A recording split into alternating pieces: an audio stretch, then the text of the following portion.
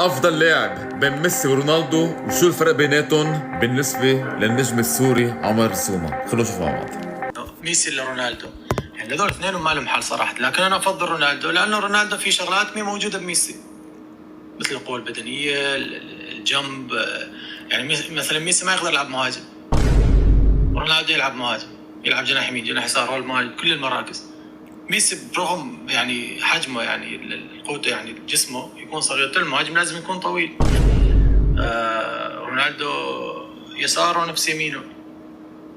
رونالدو يسجل هدف من 30 متر 35 متر ما عنده مشكله، اما ميسي ما اعتقد يسجل من 35 متر.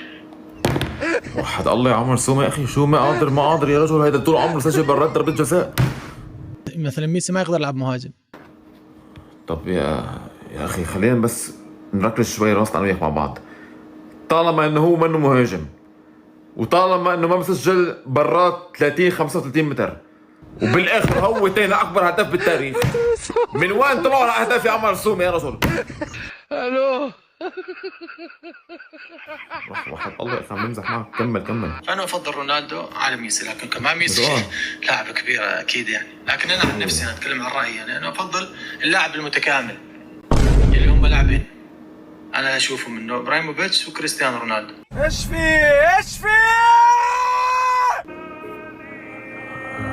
اهل سوريا محبين عمر سومة حبايب قلبي، وهو حبيب قلبي يا اخي، ما تزعلوا مني.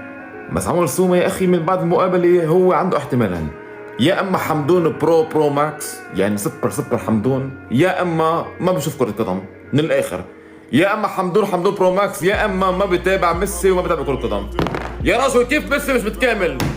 اللي يا اخي 8 كرات ذهبية، كاس عالم، افضل هداف بتاريخ دوري اسباني، جايب 4 دوري ابطال اوروبا برشلونة، بالاخر مش متكامل يا عمر. يا عمر نتف شعري يا عمر، لا حول ولا قوة الا بالله يا عمر.